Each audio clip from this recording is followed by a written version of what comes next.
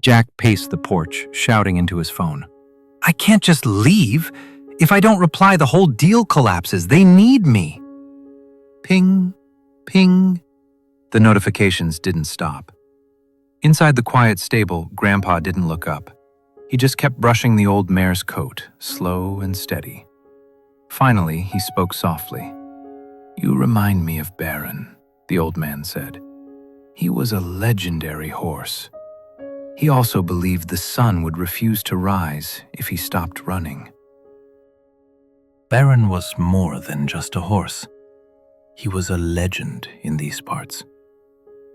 While the others trotted, Baron seemed to fly, his muscles rippling under a coat that always shone with the sweat of honest labor. He had a rule that he never broke. As long as the sun was up, he was working.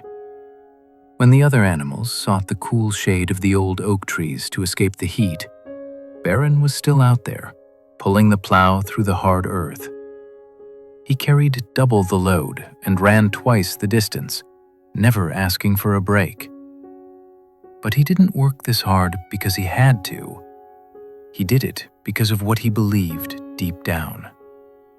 Every time the farmer patted his neck or offered him a fresh apple, Baron felt a surge of importance.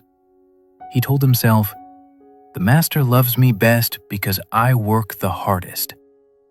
He convinced himself that he was the engine of the entire farm. He thought, "If I stop, the harvest fails. If I rest, the farm collapses."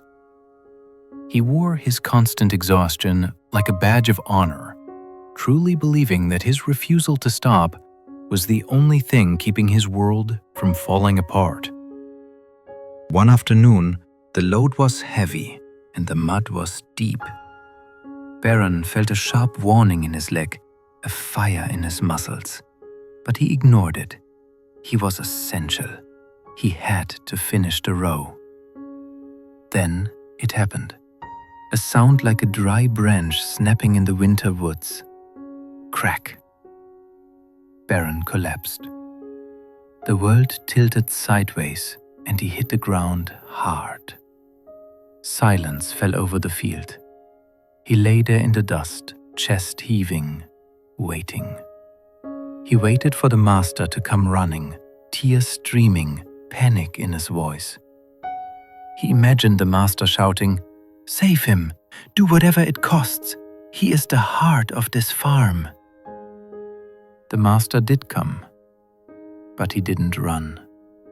He walked slowly, wiping sweat from his brow.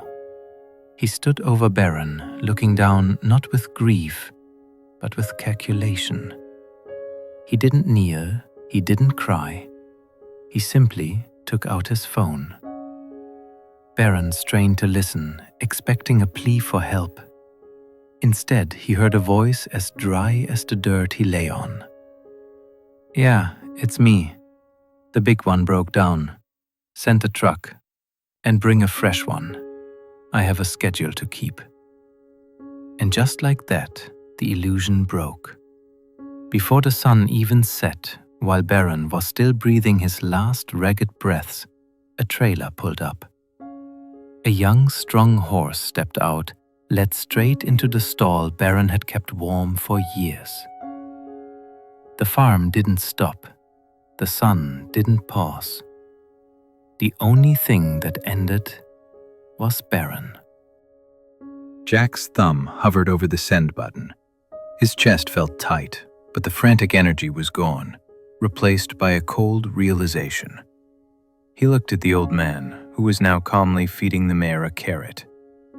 "It wasn't cruelty, Jack," the grandfather said, his voice soft but firm. "It was just business. The carpenter doesn't hate the rusty nail he pulls out.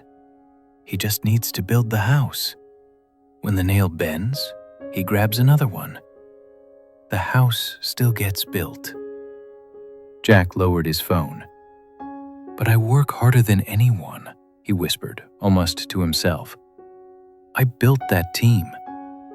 "And that is noble," the old man replied, turning to face him. "Hard work is good, Loyalty is good, but destroying yourself because you think you are the machine itself? That is foolish. He paused, letting the silence settle between them like dust after a storm. The grass grows just as green on the grave of the worker who died at his desk as it does on the grave of the one who went fishing. The only difference is, the one who went fishing probably saw a few more sunsets. Jack looked down at his screen one last time. The notifications were still piling up, a mountain of urgent demands that suddenly felt very small.